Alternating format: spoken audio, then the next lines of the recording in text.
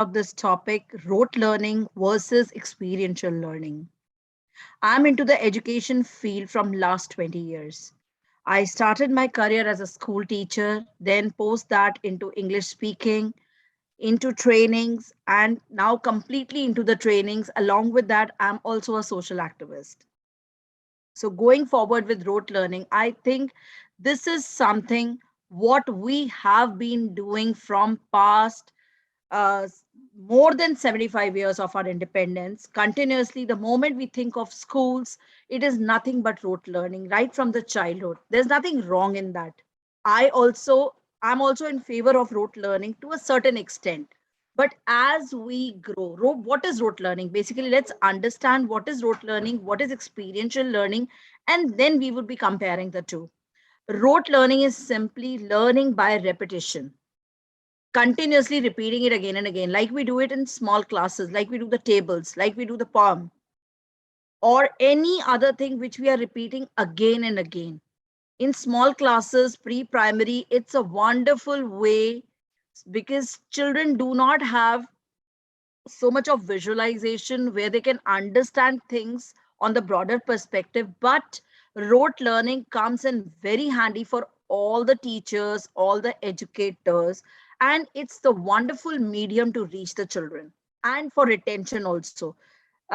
Whatever we learn remains for the longer period if we do it repeatedly again and again, again and again, again and again. And that is what rote learning basically uh, goes with. Now, as we grow up in our age, let's take our all schooling time. It is around, you can say, 10 plus 2 plus 3 plus again 2 for some of us. It's continuous. If broadly, I would approximately take it. We educate ourselves for around 18 to 20 years. That's a long period. And if we are in the habit of rote learning for good 18 years, anything takes a habit. If you want to make it a habit, it just takes 40 days, 40 to 60 days. Now, 40 to 60 days means 2 months. And here it is approximately 18 years. It's a huge, huge habit of rote learning children develop. Post that, when they grow into an adult, it becomes very difficult for them to go into the next phase, that is experiential learning, if it is not taken up at the very early stage along with the rote learning. Now, why I'm all again talking about experiential learning? What is the importance of experiential learning? When we graduate or move from school to our workplaces or our, you can say, relationships, also to our future life after education, whatever life we are leading, it requires 80%, or in fact, I would rather say 90% of our life revolves around experiential learning and only 10% around rote learning. See, when we were very small, 90% of rote learning and 10% of experiential learning helps before we can say in pre-primary or primary classes. But as we grow in the age, we need to move towards the experiential learning, which involves a lot of activities. Experiential learning means feeling and doing it, understanding and doing it, visualizing and doing it. There are many ways in which we can do, many ways, not one way, many ways. Because experiential learning requires more time compared to rote learning.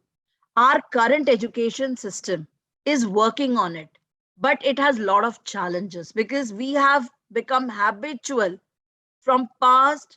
The moment we became independent, India became independent, specifically if I talk about India, we were actually, the methodology which was used in the schools was more towards rote learning. Nobody questioned it, nobody challenged it. Actually, everything requires challenging, competition. So there was no competition as such in the education field. So things became little slagged, I would say, or slow in terms of changes. But I think from past decade or so, or maybe not, I would not say more than a decade, but yes, from the past 10 years, things have started changing completely. With the new NEP policy in the place, lot of experiential learning is coming into place. Although not easy for the teachers, not easy for the educationists, not easy for the parents as well, because parents are also not ready for experiential learning. They want their child to be writing all the time and getting good marks. Experiential learning is a little different from getting 100% grade, because that can happen only when you are writing something. You're learning, rote learning, learning by heart, and reproducing it on the paper. And the result of that is many of the parents say our children have forgotten the things what they have learned in the past. This is but natural. When they haven't done it, when they do not know the application of it, they are not able to connect the things. For example, even I did something called hyperbola, parabola in the 12th standard, but I could not connect it anywhere. It was of no use to me. But when I started training in the engineering colleges, there in the civil branch, I learned the use of hyperbola, parabola, which is the measurement or the arc required while making the bridges. That is in civil engineering. At least one application I could visualize where it is used. Everything can be experienced. All our all our stories, whatever we are learning, we talk about languages. Everything can be learned in the way of experiential learning. When we go to our jobs, we required practical applications. We do not have to give exams there. Employers are looking for the attitude. Employers are looking for the employability skills. What are those employability skills? Have we ever given a thought to it? I think nobody has given a thought to it. I have gone through it experientially, because from a school teacher, I graduated into a trainer, a personality development trainer, where I was placed at a place where I was training the, you can say, engineering graduates for the jobs. So experientially, I have experienced it. What were they lacking? Where they were missing out on the things. They were very clear on their theoretical concepts.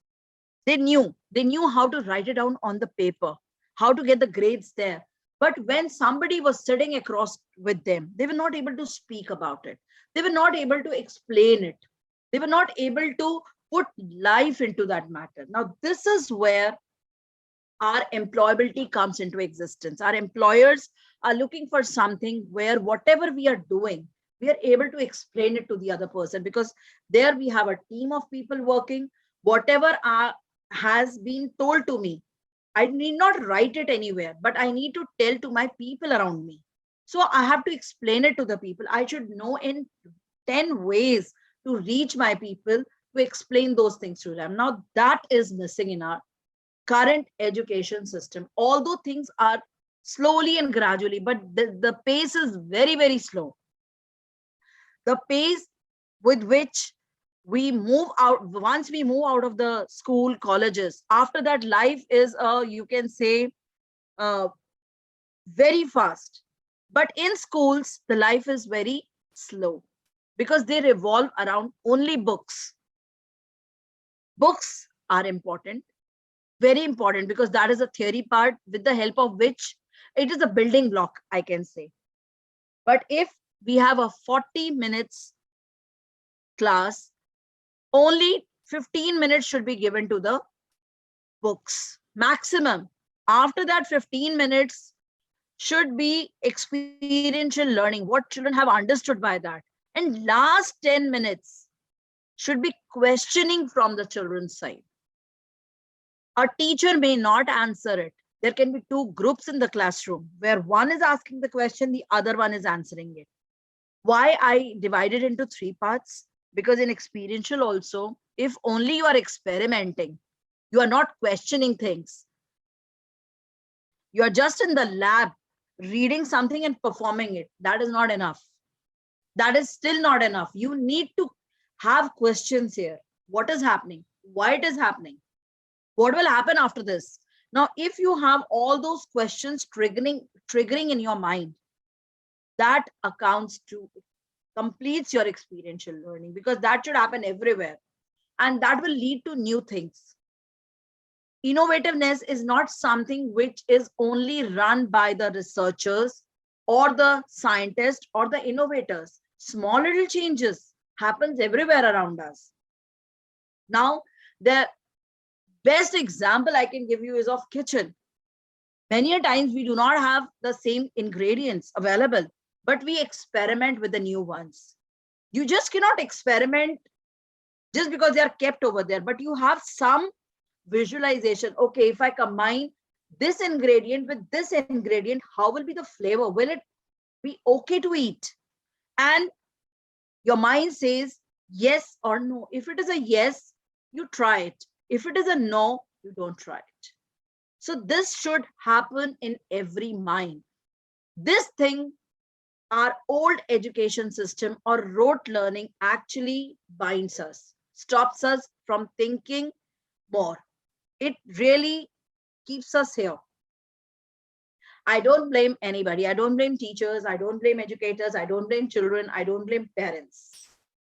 Because we have been into a very vicious circle where we love to look at the copies where our children are writing. Hundreds of pages are there, but how much my child is able to imbibe, understand, absorb, able to speak about it, I'm not bothered. I should be bothered. As a parent, I should be bothered. As a teacher, I should be bothered.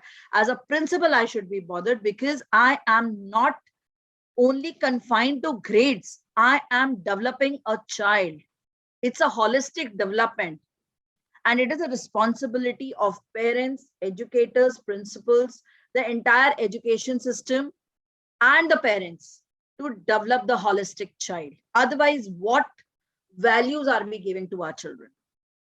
I'll share a few more experiential learning examples where I think theory, a lot of people tell you, but I would like to really experience those things in the classroom. For example, if you take a history classroom, we have chapter related to Akbar or chapter related to Shivaji. Can we have those fancy dresses coming inside the classroom? Is it possible? Yes, it is possible. Will it remain with us forever? Yes, it will remain with us forever, because what we see, we absorb it more, we retain it more, and we will remember it for the longer period. If a fancy, you can say, a boy in the Shivaji dress is standing in the classroom and telling me few dates, will I be able to remember it? Yes. So here, little bit of rote learning I'm doing along with the experiential learning. Debates in the English classroom, possible. Storytelling sessions in English classroom or Hindi classroom, yes, possible. Grammar, again with the help of 3 or 4 characters. Role playing, possible. There is one little catch here. Whenever we do experiential learning, it takes longer time. That educators have to understand, that principals and management has to understand, the entire education system has to understand, and accordingly give teachers more time for experiential learning. Rote learning and experiential learning cannot be done at the same time. That means duration. If your rote learning takes only 10 minutes, your experiential learning takes 3 times the time. That means 30 minutes to do the same that those 10 minutes. So that has to be kept in mind when we are planning the syllabus, the curricula, everything has to be in place. And teachers have to be given, or educators have to be given more time to deal with it. Again, another thing which needs to be taken care of is during this time, gradings can be given to the students. Why we have to wait for one fine day to give them the marks? And they are under pressure. Oh my God, they are studying. One day they're studying everything. Why can't we have a grading system where children are given grades according to their normal performances? They should not even know about it. And teacher is marking them. And they get their grades, because some of them are very good in visuals, some of them are very good in speaking, But every child has got something or the other. They will get the chance to showcase themselves through experiential learning, which can be in the form of activities, which can be in the form of games. There are n number of ways in which experiential learning can be done. And children would love to go to school. See, they spend how many hours? If I look at it, more than the school starts at around 8, it gets over by earliest to, yes, so 6 hours every day, 6 hours, 6 into 6 or 6 into 5. Minimum is 6 into 5. That is 30 hours in a week, is not less time. If child is spending so many hours there, and it should not be a forced learning. Again, experiential learning leads to learning by enjoying the things. Engagement is another word which comes with experiential learning. Engagement means right in the morning, children are in the school, and teacher is saying something, and children are just listening like this. Half of them are sleeping because they haven't taken the night sleep properly, or maybe they were in some outing or something, and they are almost dozing off. Is that right? Teacher will say, what can I do? Educator will say, there are more than 40 children. Oh my God. Never an educator should say that. If you are interesting, I'm not saying educationists are entertainers. Sorry, do not take my words in that way. I do not mean that, being an educationist myself. But whatever content we are delivering, whatever we are speaking, should be a little interesting. Otherwise, I think everybody sleeps. Nothing to feel insulted, nothing to feel bad, but that is a check of your own class.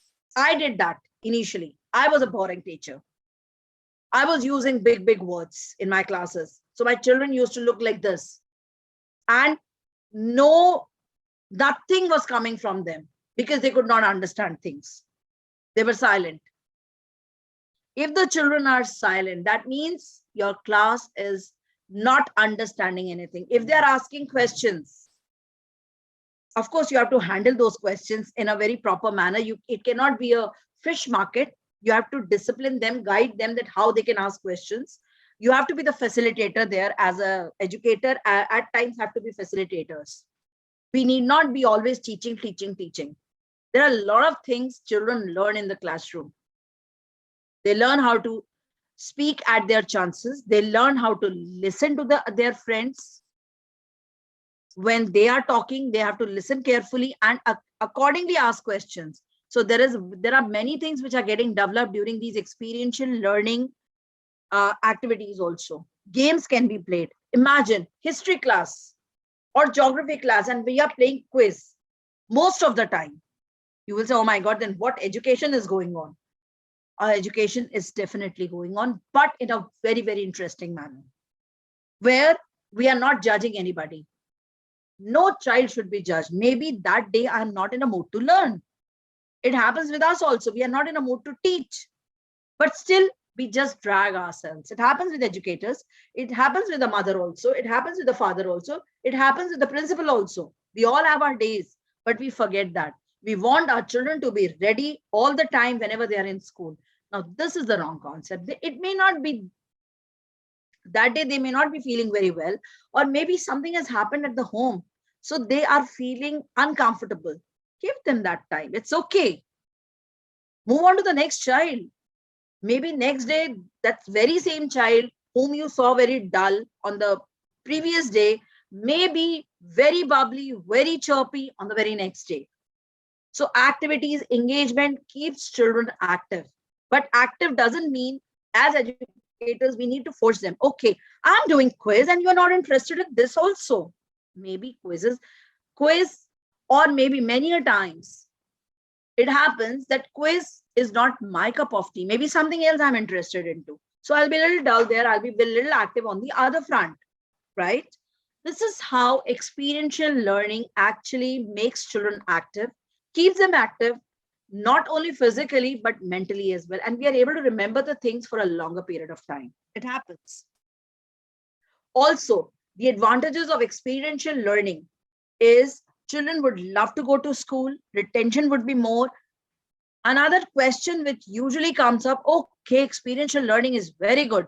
at an early age, easy to prepare things for children also. But as we go up the ladder, children have to be serious. In ninth class onwards, experiential learning is not very good.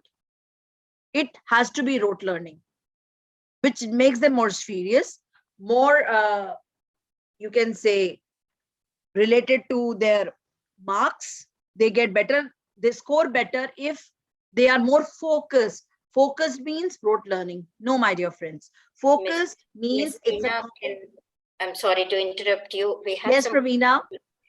We have some questions lined up. Are you ready to take those, ma'am? Yeah. Let me just close it in 1 minute. I'm just finishing it off, and then we will take up all the questions. Sure. Right. So when I was talking about grades and all the things, we need to take care of these things, my dear friends. And yes, rote learning has to be reduced with the age, and experiential learning has to be increased, because when we are at workplace, when we are practically in our homes, we are doing experiential learning 24/7. It really helps us in handling things in a better manner. At workplace, experiential learning helps us a lot. It improves our attitude. We have a lot of patience. We have a lot of listening skills. We are very good in speaking, because through experiential learning, you get more chances to speak. If we are into the rote learning, the best performers only speak, the front benchers, because they are prepared. The other ones are not prepared and they do not get the chance, and teachers make them, or educators make them sit down. But in experiential learning, I think everyone gets more chances. That's all from my end. And yes, Pravina, we can take up the questions. Yes, ma'am. So, as I was going through all the questions, most of them were already covered by you. You discussed about rote learning and experiential learning, the comparison, the advantages and the disadvantages with challenges. But I would like to read all of those for you. The first question is, with growing competition, children today are much stressed. How do you tackle it amongst your students? When we talk about stress, yes, it is today's, I think everyone is stressed. Right from the, if we talk about before pre-primary, also children are stressed, because our environment is such. Our parents are stressed. Our environment is stressed. The reason is lot of technology around us that actually makes us dull. We spend less time on the playing part. So how to de-stress? If I talk about classroom, it is not difficult.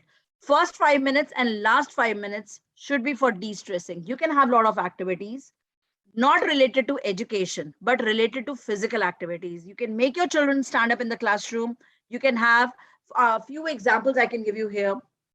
The moment I do one, do this. The moment I say two, clap. Three, do this. So once your children are engaged into these activities, they will come out of stress. And yes, you can increase the quality of these activities according to the classes. They can be taken up at graduation level also. I have done that practically, experientially. It works. Okay. So, what steps are being taken by your organization or yourself to ensure multilateral development in children? If I talk about multilateral development, along with rote learning, experiential learning, few practical aspects need to be taken care of. That how children can handle their finances, those classes should be there. Then how do you handle household chores should be discussed in the class, not specifically in every classroom, but there should be certain period in the weekly schedule in the curriculum where children are discussing about their families, their relationships. Then how do they manage their homework? How do they manage their finances? Because even if the child is in first class or second class, they may be getting only 10 rupees, maybe not every month. Sometimes their grandparents are giving. How do they manage it? Talking about all these things make children more comfortable and more related to life. And how do they help the people around them? There are many ways they are helping their parents, their maybe the household workers who are coming to them. So it keeps them more connected to their environment, which is equally important along with the studies, balancing their life. Okay. So, what is the aim of educating a child, ma'am? And how would you define a satisfactory finished product?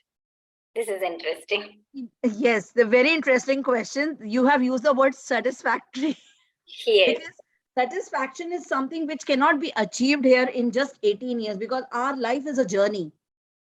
During the education time children are coming to the school, we can give them holistic development means overall development where they are learning values, they are also learning education, they are learning about the world, they are learning about, you can say, all the sciences, what is happening around them, about the environment, about the languages. Through language they are reaching a lot of countries, I feel, because there are a lot of stories in your English, your Hindi, which actually makes them visualize things around them. So overall development is happening in the school, and everything cannot be done at the school level. Parents have equal responsibility. Parents cannot say, I'm paying so many lakhs to the school. Please, dude, understand, you are paying the lakhs for a certain period of time. That is only 630 hours in a week. But what about the other hours? Your child is at home learning from you. So you have equal or maybe more responsibility in grooming your child. Cannot share your responsibility with the school. School has their own responsibility. Educationists have their own responsibility. Right? I think I have answered the question, Pravina. true, ma'am. True, ma'am. So, you have discussed about rote learning and how it was, in place during my growing years, or rather say your growing years and everything. Correct. So, where can rote learning be effective, ma'am? Right? As I already said, Pravina, rote learning is very effective in the smaller classes because there we do not have that strong visualization and understanding because it is getting developed there. So in smaller classes, it should be more of rote learning, and gradually when we move to the higher classes, rote learning should be minimized. Like we in higher classes, we have formulas, physics formulas. They can be done with the rote learning along with experiential learning. Right, right. So, what are the challenges of experiential learning? Yeah, challenges are it is more time consuming, more innovation is required in curriculum development, and looking at the Indian way of education, where we have with population in place, it is still difficult. Getting the resources is again a difficulty because if I have to do a certain experiment, maybe like I have to use only paper in the class where I'm just speaking, I'm not using anything. But if I have to give 40 pages, that means I'm using the resource. Now, that is a little challenge, which can be handled by using the things which are actually a waste. Rather than using those things which are new, let's use the resources which have already been used and can be reused again. Right. So, how do you assess experiential learning, ma'am? As I discussed, I think this question I have already discussed. While children are performing, it should not be on a particular day. For example, there should not be a date for that. The performer, or you can say teacher, should always be carrying it, maybe in the digital form or in some way or the other. Note down what are the good points. Maybe 5 people performed on that day, or role play is happening. Teacher is marking them without children noticing it. Right, Or maybe even if they notice, it's okay. right. We So, can how can have, it be for improved? So, how can experiential learning be improved? it will automatically improve. See, once they are performing, we need them as many times. See, rote learning becomes better, we are repeating things. Experiential learning will also become better when children are performing in different activities. I need not, I'll give an example here. Now, I was doing something related to history. For example, that timelines, one child was not very good in timeline, but in acting he was very good. The other one was very good in timeline but not very good in acting part. It's okay. So they are performing, let them perform. Let's not ask them to perform better, let them be what they are. And during that time, overall grading would come good because we are assessing them at a lot of places, not at one place. In writing, we are assessing them only on one thing, whether you know it or you don't know it. You get marks or you don't get marks. But when we are assessing them on this experiential part, there are many areas. Maybe during the games, one person is not good, but during the and you can ask them to, if the classes are higher classes or 10th 12th, they can prepare the quiz also. Somebody may not be good in playing the quiz, but maybe preparing the quiz, so they can be given grades there as well. So everyone is doing different things. Now teacher has to be a little active here. So Right. teacher's role as a facilitator will change overall. Yes. Although it's a little complete change, that is why you can say the management or the educationists are finding it difficult to bring that change. Already we are into more than 75 years into that rote learning method. So challenge is there with everyone. Yes, ma'am, I agree. So that ends the question answer round. I couldn't ask a couple of more, but it was, those were repetitive. You already answered and covered everything. School Journal of Education and schoolreformer.com. Thank you for the talk and for patiently answering all the questions, ma'am, though those were little repetitive. We also thank the audience for participating in the event, and I'll end the session now. Thank you. Thank you so much, Praveen, and thank you everybody for giving your precious time to us. Thank you so much. Thank you.